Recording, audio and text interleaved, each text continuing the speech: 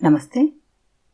ఎన్ భారతీదేవి గారి నవల love flame 4వ భాగం. ఆకాశాన చంద్రుడు దేదీప్యమానంగా వెలిగిపోతున్నాడు. కృష్ణ గదిలో చదువుకుంటూ కూర్చుంది రజియా.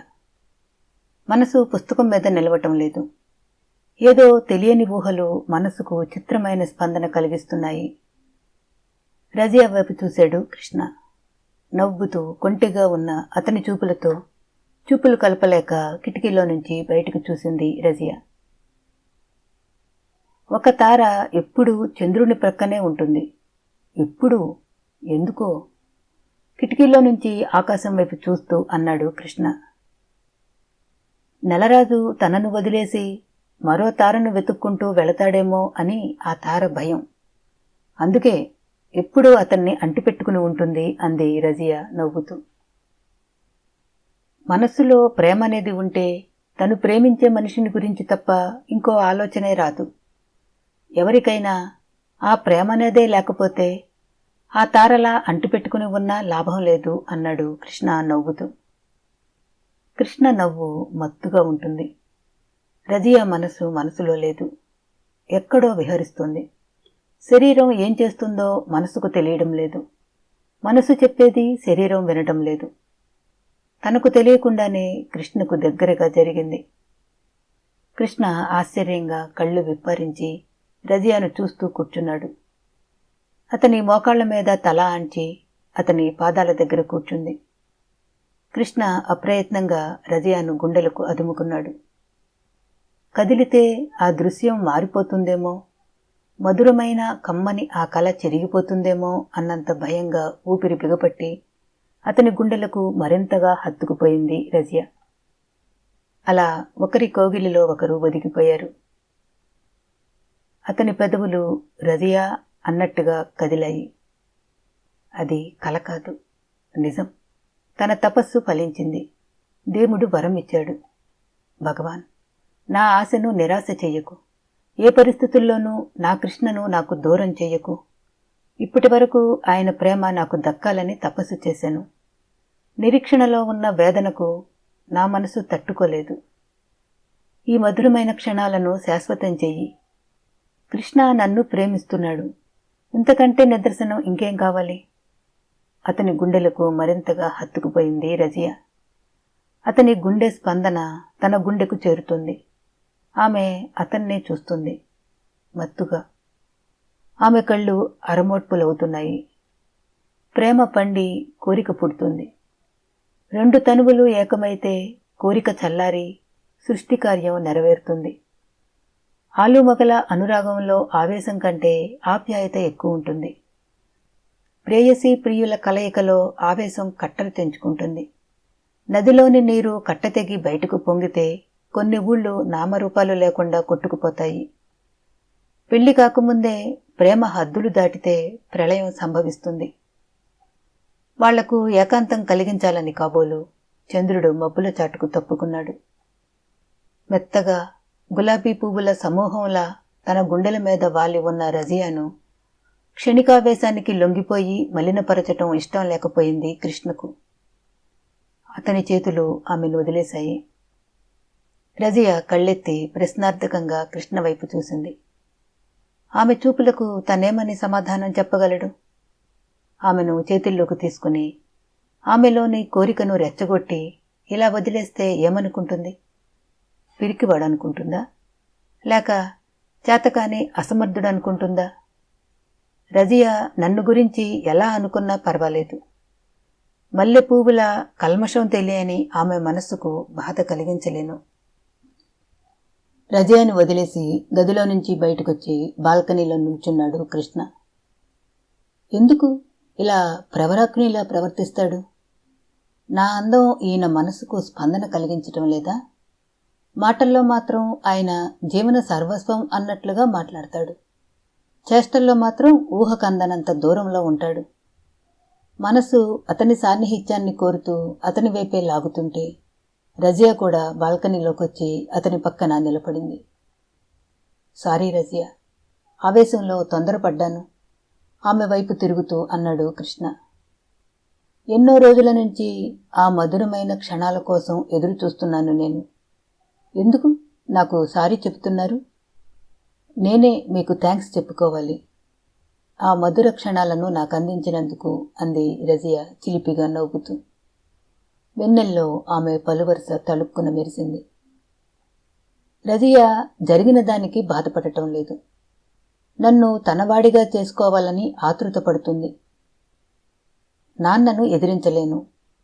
నన్ను నన్నుగా ప్రేమించే రజియాను వదులుకోలేను. ఏమిటి నాకీ విషమ పరీక్ష? ఏమండి, 1 నెల రోజుల నుంచి చూస్తున్నాను, మీ ధోరణే మారిపోయింది. ఎప్పుడూ నవ్వుతూ సరదాగా ఉండే మీరు ఎందుకో ఈ మధ్య దిగులుగా అదోలా ఉంటున్నారు. ఆఫీసు నుంచి 5 గంటలకల్లా వచ్చేవాళ్ళు ఈ మధ్య 7, 8 దాటిన తర్వాత వస్తున్నారు. మీలో ఈ మార్పు ఎందుకు వచ్చిందో నాకు అర్థం కావడం లేదు. నీకేమో కాలేజీ అయిన దగ్గర నుంచి స్నేహితురాళ్లతో సినిమాలకు షికార్లకు తిరగడంతో టైం గడిచిపోతుంది. మీ నాన్నగారేమో 5 గంటలకల్లా థియేటర్ దగ్గరికి వెళతారు. రూముకొచ్చి ఒంటరిగా కూర్చోవాలంటే బోరుగా ఉంది. అందుకే బయట స్నేహితులతో గడుపుతున్నాను. మీ వ్యవహారం నాకు తెలీదా? ఈ మధ్య స్నేహితులు, వాళ్లతో తిరుగుళ్ళు ఎక్కువయ్యాయి మీకు. అది కప్పిపుచ్చుకోవడానికి ఇలా చెబుతున్నారు. నేనిప్పుడు సినిమాలు షికార్లు అన్నీ మానేశాను. కాలేజీ అయిపోయిన దగ్గర నుంచి మీరెప్పుడొస్తారా అని ఎదురుచూస్తూ ఈ బాల్కనీలో కూర్చుంటున్నాను. నిజంగానా? అబద్ధాలు చెప్పటం నాకు అలవాటు లేదు అంది నవ్వుతూ రజియా. శనివారం కావటం వలన లక్ష్మి దేవాలయానికి వెళ్ళింది. ప్రతి శనివారం ఉపవాసం ఉండి సాయంత్రం గుడికెళ్లటం ఆమెకు అలవాటు. భార్య కనిపించకపోతే ఖాన్గారికి 1 నిమిషం తోచదు. తోటమాలి పూల తీగను పందిళ్లకు అల్లిస్తుంటే చూస్తూ లాన్లో కూర్చున్నారు. శేఖర్ గేటు తెరుచుకుని లోపలికి రావటం చూసి, రావోయ్ రా, ఎంతో ఆప్యాయంగా ఆహ్వానించారు ఖాన్గారు. శేఖర్ వచ్చి ఆయనకెదురుగా ఉన్న కుర్చీలో కూర్చున్నాడు. శేఖర్ రావటం మేడ మీద నుంచి చూసిన కృష్ణ కూడా వచ్చి వాళ్ల దగ్గర కూర్చున్నాడు. ఏమిటి శేఖర్ విశేషాలు? నువ్వు కనిపించక వారం రోజులైందట. మీ పిన్ని గొడవ చేస్తుంది. ఖాన్గారి మాటల్లో ప్రేమ ఆప్యాయత తొణికిసలాడుతున్నాయి. ఆయన చూపే అనురాగానికి శేఖర్ కళ్ళు చెమర్చాయి. ఆఫీస్ పని మీద హైదరాబాద్ వెళ్ళాను, అందుకే రాలేకపోయాను. పిన్నిగారిని మిమ్మల్ని చూడకుండా 4 రోజులు కూడా ఉండలేకపోతున్నాను. ఏనాటి అనుబంధమో అర్థం కావటం లేదు నవ్వుతూ అన్నాడు శేఖర్. అది సరే, భార్య చేతి వంట తింటూ ఒళ్ళు పెంచాల్సింది పోయి చిక్కిపోతున్నావేమిటి అన్నారు ఖాన్గారు హాస్యంగా నవ్వుతూ. శేఖర్ ముఖంలో చిరునవ్వుకు బదులు నీలి నీడలు కదలాడటంతో ఖాన్గారు ఆప్యాయంగా శేఖర్ భుజం మీద చెయ్యేస్తూ పిలిచారు. మీరు పిన్నిగారు వేర్వేరు కులాలకు మతాలకు చెందినవాళ్లు. అయినా పాలు నీళ్లలా కలిసిపోయి ఎంతో అన్యోన్యంగా ఉంటారు. నేను లలిత రోజూ ఎందుకు కీచులాడుకుంటామో నాకే అర్థం కావటం లేదు. శేఖర్ మాటల్లో బాధ తొంగి చూస్తోంది. తీపంటే ఎంతిష్టమైనా మరీ ఎక్కువగా తింటే వెగటనిపిస్తుంది. అలాగే భార్యాభర్తలు కూడా రోజూ ఒకేలా ఉంటే సరదాగా ఉండదు. అప్పుడప్పుడు కీచులాడుకోవటం, ఆ తర్వాత చేరువ కావటం మధురంగా ఉంటుంది. చిన్న చిన్న కీచులాటలు తీయని అనుభూతుల్ని పెంచుతాయి హాస్యంగా నవ్వుతూ అన్నారు ఖాన్గారు. లేదు సార్, లలితకు నాకు ఈ మధ్య రోజు రోజుకి దూరం పెరిగిపోతుంది. పిన్నిగారి లాంటి భార్య దొరకటం మీ అదృష్టం. నేను అనుభవం మీద తెలుసుకున్నాను. ఏ గూటి పక్షులు ఆ గూటిలోనే ఇమడగలవు. కాకి పావురాల గూటిలో, పావురం కాకుల గూటిలో కలవలేవు. నా అనుభవం అంత లేదు నీ వయసు. భార్యాభర్తలు అన్యోన్యంగా ఉండలేకపోవడానికి కారణం కులమత భేదాలు మాత్రం కాదు, ఒకరిని ఒకరు అర్థం చేసుకోలేకపోవటమే. లలిత కోపం వచ్చినప్పుడు నువ్వు మౌనంగా ఉండటం, నీ కోపం వచ్చినప్పుడు అమ్మాయి మౌనంగా ఉండటం, అదే అన్యోన్య దాంపత్యంలోని రహస్యం. కృష్ణ వాళ్ళిద్దరి సంభాషణ వింటూ మౌనంగా కూర్చున్నాడు. లలితను అర్థం చేసుకోవటం చాలా కష్టం సార్. ఆమె కోపం వచ్చినప్పుడు సామాన్యంగా నేను మౌనంగానే ఉంటాను. కానీ ప్రతిసారి ఆమె కోపం వచ్చినప్పుడల్లా నేను కులం తక్కువ వాడిని అన్నట్లుగా మాట్లాడుతుంది. అది నాకు చాలా బాధ కలిగిస్తుంది. నేనే చిన్న పని చేసినా తనకు చెప్పి చెయ్యాలంటుంది. నా వ్యక్తిత్వాన్ని, అభిమానాన్ని చంపుకుని ఆమెకు లోబడి ఉండటం నాకిష్టం ఉండదు అన్నాడు శేఖర్ విసుగ్గా. నువ్వు చేసే ప్రతి పని తనకు చెప్పి చెయ్యాలంటుంది. అంతేగా, నిన్ను తప్ప బయట వాళ్లను అలా అడగదు కదా. నిన్ను అమితంగా ప్రేమిస్తుంది లలిత. నువ్వు తనవాడివి అన్న భావంతో నువ్వు చేసే ప్రతి పని తనకే పరిమితమై ఉండాలనుకుంటుంది. అంత చిన్న విషయాన్ని నువ్వు అర్థం చేసుకోకుండా ప్రవర్తించటం నీ పొరపాటు. నా బాధ మీకు అర్థం కావడం లేదు. అనుకూలవతి అయిన భార్య దొరకటం మగాడికెంత అదృష్టమో, అర్థం చేసుకోలేని భార్య దొరకటం అంత దురదృష్టం. నన్ను ప్రేమించి పెళ్లి చేసుకున్నందుకు బాధపడే క్షణం రాకూడదని నేనెంతో సమర్థించుకుంటాను. హనీమూన్కెళ్లాలని ఎప్పటి నుంచో ప్రయత్నిస్తే ఇప్పటికీ సెలవు దొరికింది. ఇప్పుడు హనీమూన్కెళ్లాలన్న సరదా కూడా పోయింది. శేఖర్ పడుతున్న వేదన చూస్తుంటే ఎంతో బాధనిపించింది ఖాన్ గారికి. శేఖర్ గురించి చాలాసేపు ఆలోచిస్తూ కూర్చున్నారు. వాళ్ళిద్దరూ కీచులాడుకోవడానికి కారణం ఒకరినొకరు సరిగ్గా అర్థం చేసుకోలేకపోవటమే అనిపించింది ఆయనకు. శేఖర్, నేను ఆ మాట చెబుతాను, వింటావా? చెప్పండి సార్. తండ్రిని పోగొట్టుకున్న నేను మీరు పరిచయం అయిన దగ్గర నుంచి మీలో నా తండ్రిని చూసుకుంటున్నాను. మీరు నా పట్ల చూపే అభిమానం, ఆప్యాయత నేనెప్పటికీ మర్చిపోలేను. మీరేం చెప్పినా వింటాను కృతజ్ఞతగా అన్నాడు శేఖర్. మాట తప్పకూడదు. నా మాట మీద మీకు నమ్మకం లేదా? నమ్మకం లేక కాదు శేఖర్, మొహమాట పడతావేమో తీరా నేనడిగిన తర్వాత అని అనుమానం అన్నారు ఖాన్ గారు నవ్వుతూ. చెప్పండి.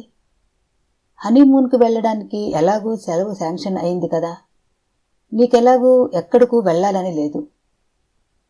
సెలవులు అన్ని రోజులు నువ్వు లలిత మా ఇంట్లో ఉండండి. మీ కాపురము చక్కబడుతుంది, మా ఇల్లు కళకళలాడుతుంది. రజియా కూడా ఎంతో సంతోషిస్తుంది. ఏమంటావు కృష్ణ? అవును శేఖర్, ఖాన్ గారు ఏం చేసినా బాగా ఆలోచించి చేస్తారు. లలితకు రజియా అంటే పంచి ప్రాణాలు. ఇక్కడుండటానికి లలిత కూడా ఒప్పుకుంటుంది. వీళ్ళిద్దరి మధ్య కొన్ని రోజులు లలిత ఉంటే భర్తను ఎలా గౌరవించాలో తెలుసుకుంటుంది నచ్చచెప్పే ధోరణిలో అన్నాడు కృష్ణ. వాళ్ళిద్దరూ అంతగా చెబుతుంటే సరేననక తప్పలేదు శేఖర్కు. నేను థియేటర్ వైపు వెళ్ళొస్తాను, మీరిద్దరూ మాట్లాడుకుంటూ కూర్చోండి అంటూ వెళ్లారు ఖాన్ గారు. ఎందుకురా అంత దిగులుగా ఉన్నావు? లలితను గురించేనా? శేఖర్ వైపు చూస్తూ అడిగాడు కృష్ణ. లలితను పెళ్లి చేసుకుని నేను పొరపాటు చేశానురా. చా, అవే మాటలురా. అలా ఎందుకనుకోవాలి? లలితకు భర్తతో ఎప్పుడు ఎలా ప్రవర్తించాలో తెలియదు. 4 రోజులు వీళ్ల మధ్య ఉంటే నేర్చుకుంటుంది. ఇంకేమి నేర్చుకుంటుంది? చిన్నతనం నుంచి వాళ్ళమ్మగారు అతి గారాబంగా పెంచింది. పెళ్ళైన నెలకే ఆమెగారు యాత్రలకని వెళ్లి యాక్సిడెంట్లో పోయింది. తల్లిపోయిన దుఃఖంలో ఉందని ఇన్ని రోజుల నుంచి తనెలా మాట్లాడినా నేను నోరు మెదపటం లేదు. రాను రాను ఆవిడ ధోరణి చూస్తుంటే ఆమెలో మార్పు వచ్చేది ఏమో గాని నాకు పిచ్చెక్కేలా ఉంది ఎంతో బాధగా అన్నాడు శేఖర్. పెళ్ళయి భార్యతో కాపురం చేస్తున్న అతనికి పెళ్లి కాని తను ఏం సలహా ఇవ్వగలడు? వస్తా కృష్ణ. 6 గంటలకల్లా ఇంటికెళ్ళకపోతే రాత్రంతా తను నిద్రపోదు, నన్ను పోనివ్వదు. లలిత చాలా అనుమానపు మనిషి. నేను వేసే ప్రతి అడుగు, మాట్లాడే ప్రతి మాట సూక్ష్మంగా పరిశీలిస్తుంది. చిన్న విషయాన్ని భూతద్దంలో నుంచి చూస్తూ భయపడుతుంది. ఆఫీసులో పని ఉండి ఆలస్యంగా వచ్చినా, ఫ్రెండ్స్తో కలిసి ఎక్కడికైనా వెళ్ళినా పోరు పెట్టి సాధించి ప్రాణం తీస్తుంది. ఇంటికెళ్లాలంటేనే ఈ మధ్య భయంగా ఉంటుంది. సాధ్యమైనంత ఎక్కువ టైం బయటే గడపాలనిపిస్తుంది. ఆలస్యంగా వెళితే ఏం హంగామా చేస్తుందో అని అదో భయం.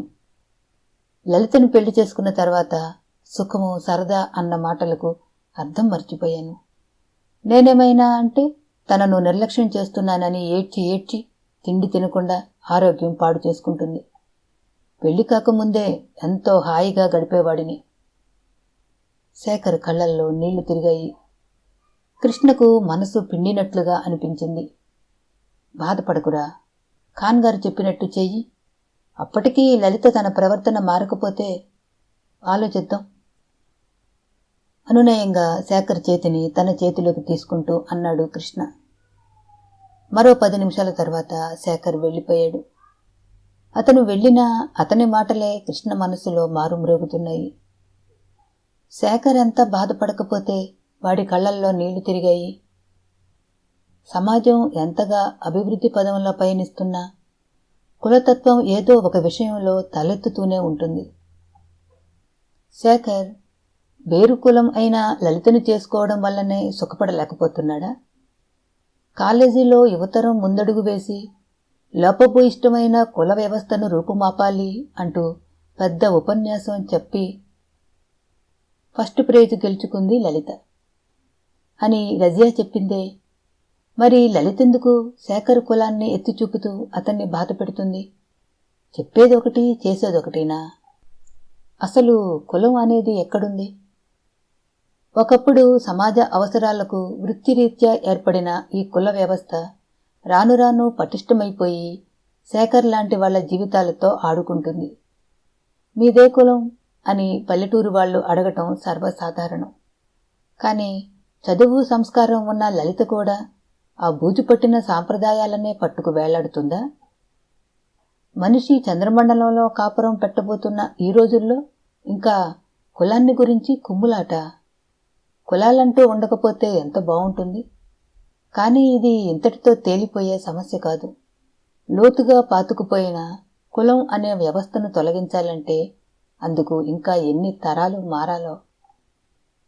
రజియా నేను పెళ్లి చేసుకున్నా ఈ కులం అనే తేడా మా మధ్య కూడా తలెత్తి మా మధ్య కూడా గొడవలు సృష్టించదు కదా?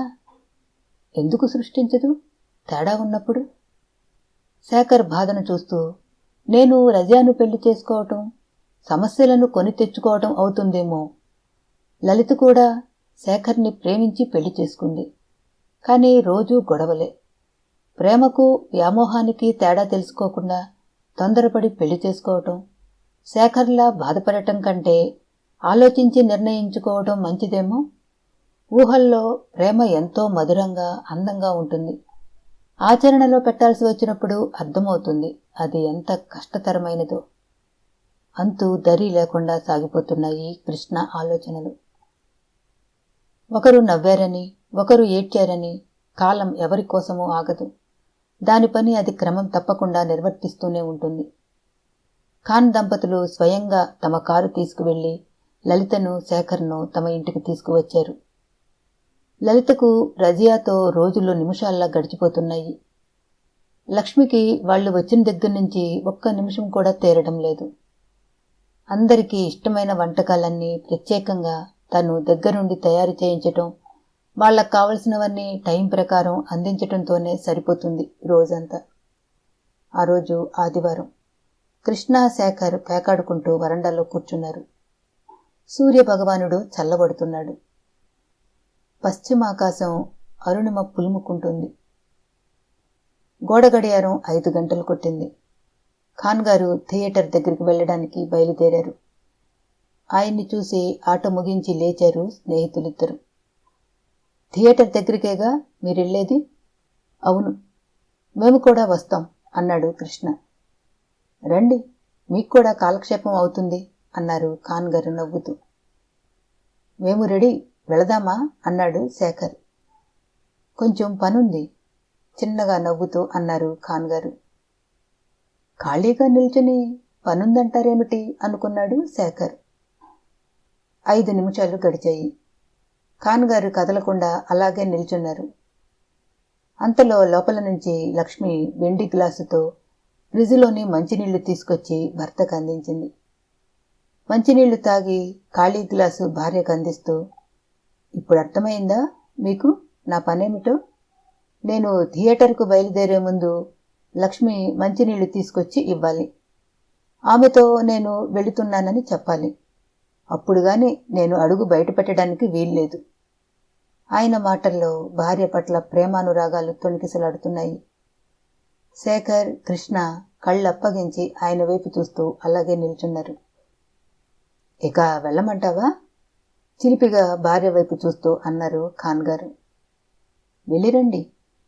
ఏమండి, మీకిష్టమైన చికెన్ బిర్యానీ చేస్తున్నాను ఈ పూట. అది చల్లారకముందే 7 గంటలకల్లా మీరొచ్చేయాలి.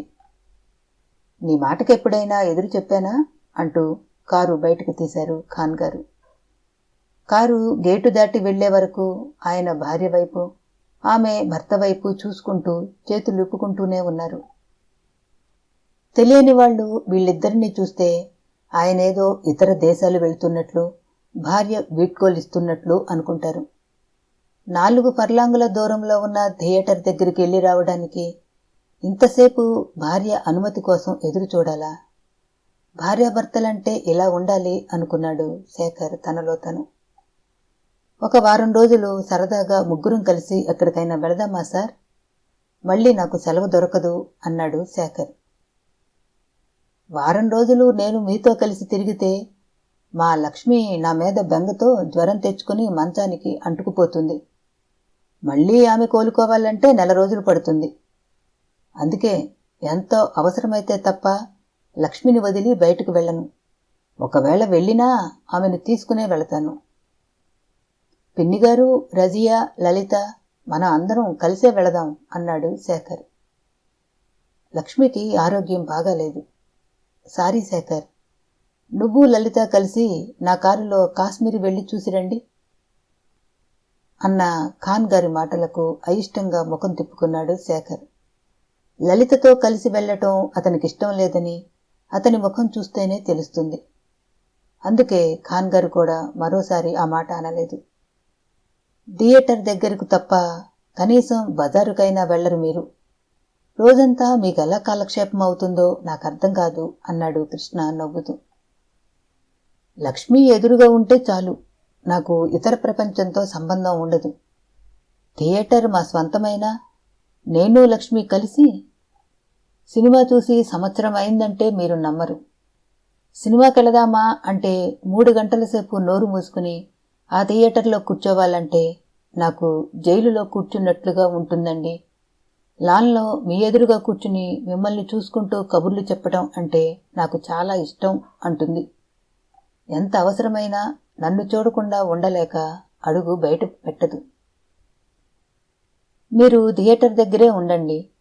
పిన్నిగారు మీకిష్టమైన చికెన్ బిర్యానీ చేస్తాను, త్వరగా రమ్మని చెప్పారు కదా.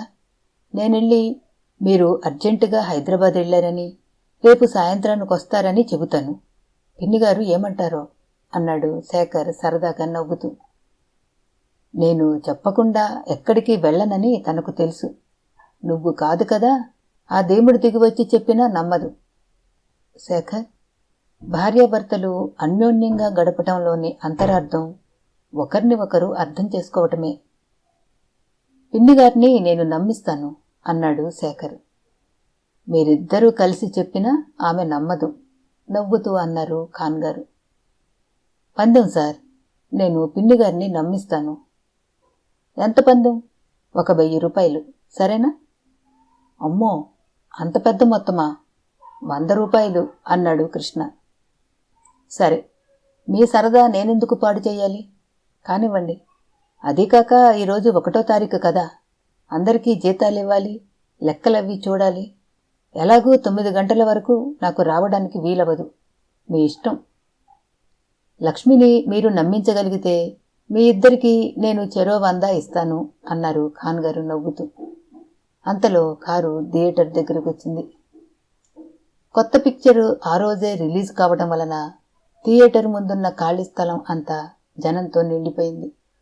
ఖాన్ గారు ఆఫీసు గదిలోకెళ్ళి తన పనిలో తను మునిగిపోయారు. రంగురంగుల చీరలు కట్టుకుని అందాల పోటీకి అలంకరించుకుని వచ్చినట్టుగా సినిమా కోసం ప్రత్యేకంగా అలంకరించుకుని వచ్చిన అమ్మాయిల్ని చూస్తూ బాల్కనీలో కూర్చున్నారు స్నేహితులిద్దరు. పిక్చర్ మొదలైంది.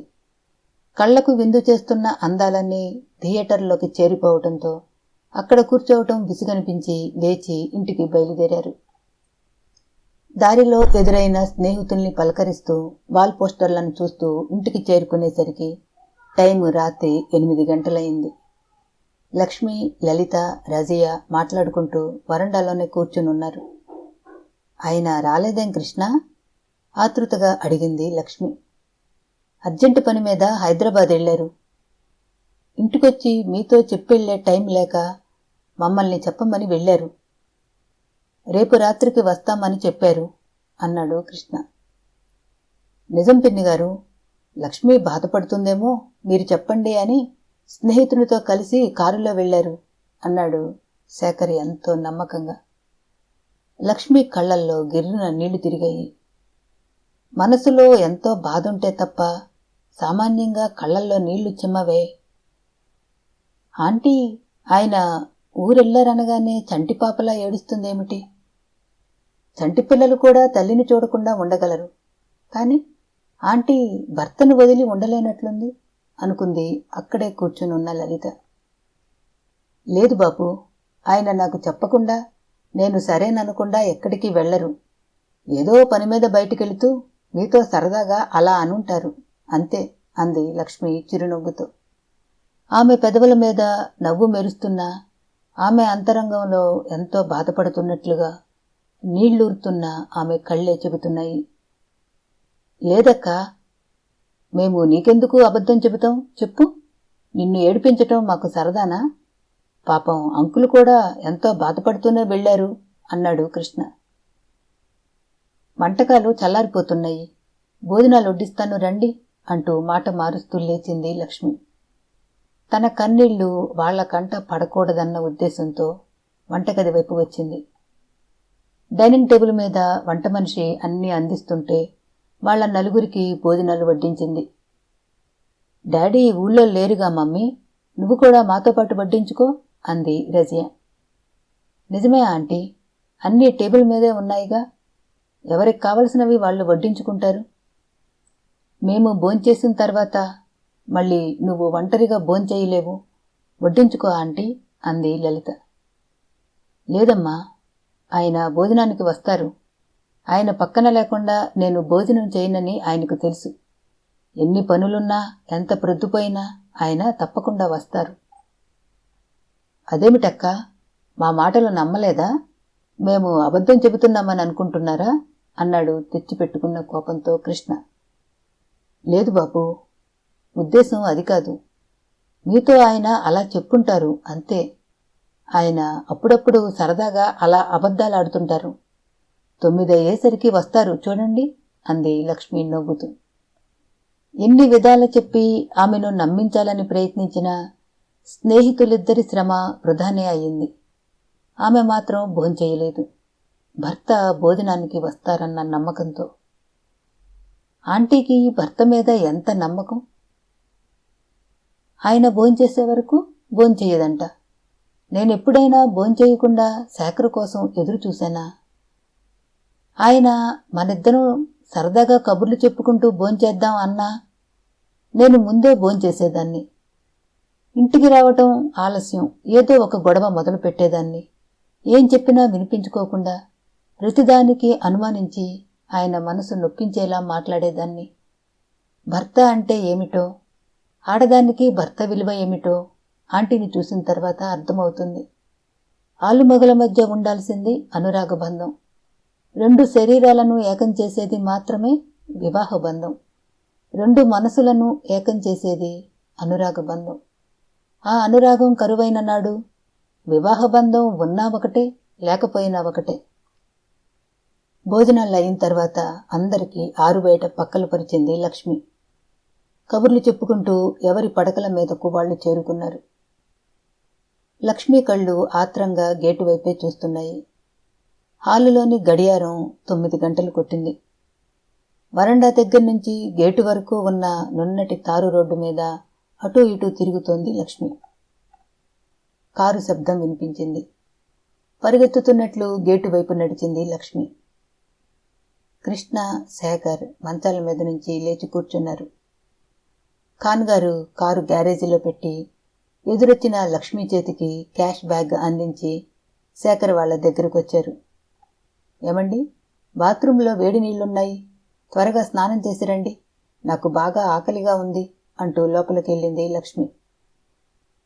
ఖాన్ గారి పెదవుల మీద చిరునవ్వు తోచింది. చూశారా, నేను చెబితే వినకుండా నాతో పందెం పెట్టారు. లక్ష్మి నా కోసం ఎదురు చూస్తూ గేటులోనే ఉంది. అనవసరంగా ఇద్దరు చెరో 100 రూపాయలు ఓడిపోయారు. ముందు 200 నాకివ్వండి హాస్యంగా నవ్వుతూ అన్నారు ఖాన్ గారు. సిగ్గుతో శేఖర్ చూపులు నేలవాలాయి. ఖాన్ గారు నవ్వుకుంటూ బాత్రూం వైపు వెళ్లారు.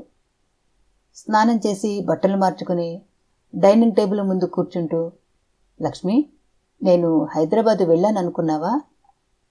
మీ విషయం నాకు తెలీదా? నమ్మితే భోంచేయకుండా మీకోసం ఎందుకు ఎదురు చూస్తాను నవ్వుతూ అంది లక్ష్మి. అదుగో ఆ నవ్వే నన్ను పిచ్చివాడిని చేస్తుంది అంటూ అన్నం కలిపిన ఎంగిలి చేత్తోనే లక్ష్మిని దగ్గరికి లాక్కుని అనురాగంగా ఆమె నుదుటి మీద ముద్దు పెట్టుకున్నారు. 100 రూపాయలు ఇవ్వడానికి లోపలికొచ్చిన శేఖర్ ఆ దృశ్యం చూసి మాట్లాడకుండా బయటికెళ్ళాడు. పశ్చిమాద్రి ఎర్రబారింది. కిటికీలో నుంచి లోపల పడుతున్న నీరెండ కాంతి రజియా బుగ్గలను తాకుతుంటే మెరుపు తీగల్లా మెరిసిపోతున్నాయి ఆమె చెక్కిళ్ళు. 4 రోజుల నుంచి జ్వరం వస్తుంది కృష్ణకు. ఆ రోజే కొంచెం తగ్గింది. దిండు కానుకుని మంచం మీద కూర్చున్నాడు కృష్ణ. అతని మంచానికి దగ్గరగా ఉన్న కుర్చీలో కూర్చుంది రజియా. అతనికి జ్వరం వచ్చిన దగ్గర నుంచి రజియా సరిగ్గా భోంచేయటం కూడా లేదు. వేళ ప్రకారం నిద్రపోవటం లేదు. పగలు రాత్రి కాలేజీ కూడా మానేసి అతని మంచాన్ని అంటిపెట్టుకుని కూర్చుంటుంది. తనకు జ్వరం వస్తే ఆమెకు జ్వరం వచ్చినట్లుగా చిక్కిపోయి నీరసంగా ఉన్న రజియాను చూస్తుంటే సంతోషంతో గొంతు పూడుకుపోయి మాట పెగిలి బయటకు రావటం లేదు కృష్ణకు. రజియా పిలిచాడు మృదువుగా. ఏమిటండి అంటూ అతని దగ్గరకు వచ్చింది రజియా. ఈ పూట భోంచేశావా? ఆమె చేతిని తన చేతిలోకి తీసుకుంటూ లాలనగా అడిగాడు. చేశాను. నా కళ్ళల్లోకి చూసి చెప్పు. మీరలా జ్వరంతో మంచంలో ఉంటే నాకెలా తినాలనిపిస్తుందండి? ఆ మాటలు అంటున్నప్పుడు రజియా కళ్ళల్లో నీళ్లు తిరిగాయి. రాత్రుళ్ళు కూడా నిద్రపోకుండా నా మంచం దగ్గరే కూర్చుంటున్నావు. మీ డాడీ మమ్మీ చూస్తే ఏమనుకుంటారు? డాడీ మమ్మీ నిద్రపోయిన తర్వాత మీ గదిలోకి వస్తున్నాను. మళ్ళీ వాళ్ళు నిద్ర లేచేసరికి నా గదిలోకి వెళ్ళి పడుకుంటున్నాను అంది రజియా కన్నీళ్లు తుడుచుకుంటూ. ఆ క్షణంలో కృష్ణ మనసులో ఎన్నో ఊహలు రేగాయి. నేనంటే నీకెందుకంత అభిమానం రజియా? ఆమె కళ్ళల్లోకి ప్రేమగా చూస్తూ అడిగాడు. అదే ప్రశ్న నేను మిమ్మల్ని అడిగితే ఏం సమాధానం చెబుతారు? నిజం చెప్పు, ఎందుకింత అభిమానం? తెలియదు. నేను దూరంగా ఉండాలని ప్రయత్నిస్తుంటే నువ్వు రోజు రోజుకు నాకు దగ్గరవుతున్నావు. నీలాంటి దేవతను భార్యగా పొందే అదృష్టం నాకు లేదు రజియా. కృష్ణ గొంతులో జీర ధ్వనించింది. రజియా అతని పక్కన కూర్చుని అతని ఛాతీ మీద తల ఆంచింది. అతను లాలనగా ఆమె ముంగురులు సవరిస్తూ కూర్చున్నాడు. ఏమండి, ఎందుకు నాకు దూరంగా ఉండాలనుకుంటున్నారు? నేనేం పాపం చేశాను? నిజం చెప్పండి. నేనంటే మీకు ఇష్టం లేదా? మీరు నన్ను ప్రేమించటం లేదా? అడిగింది రజియా భయంగా. మనిషి దేని మీద ఎక్కువ ప్రేమను పెంచుకుంటాడో దాన్నే మనిషికి దూరం చేస్తాడు ఆ భగవంతుడు. అలా చెయ్యటం దేవునికి సరదా. మనిషికి అటువంటి సమస్యలు సృష్టించకపోతే మనిషి తనను మరిచిపోతాడేమోనని దేవునికి భయం. అతని మాటలు వింటుంటే రజియాకు తలలో నరాలు చిట్లి రక్తం బయటకు స్రవిస్తుందేమో అన్నంత వేగంగా ప్రవహిస్తుంది ఆమె నరాల్లో రక్తం. నాకెందుకో భయంగా ఉంది. చెప్పండి, మీరు నన్ను ప్రేమించటం లేదా? ప్రేమిస్తున్నాను. మరెందుకలా మాట్లాడుతున్నారు? ప్రేమ వేరు, పెళ్లి వేరు. మొదటిది జరిగినంత సులభంగా రెండవది జరగదు. ప్రేమించే వాళ్లను పెళ్లి చేసుకునే అదృష్టం ఏ కొద్దిమందికో ఉంటుంది. నాలాంటి దురదృష్టవంతులకు కాదు. బాధగా తలను 2 చేతులతో పట్టుకుని దిండు మీద వెనక్కి వాలుతూ అన్నాడు కృష్ణ. రజియా నిస్సహాయంగా చూసింది అతని వైపు. అతను తనకు దూరం అవుతాడేమో అన్న ఆలోచన కూడా భరించలేకపోతుంది. అతన్ని తనకు దూరం చెయ్యొద్దని మనసులోనే కోటి దేవతలకు మొక్కుకుంటూ కూర్చుంది. అప్పుడప్పుడు ఇలాంటి మాటలతో నన్ను భయపెట్టి బాధ పెట్టడం మీకు సరదాగా ఉంటుందా? సరదా కాదు, ఉన్న విషయం చెబుతున్నాను. నిన్ను మోసం చేయలేను. ఏమిటా ఉన్న విషయం? మా నాన్నగారు పూర్వకాలపు మనిషి. ఆయనకు కులాభిమానం చాలా ఎక్కువ.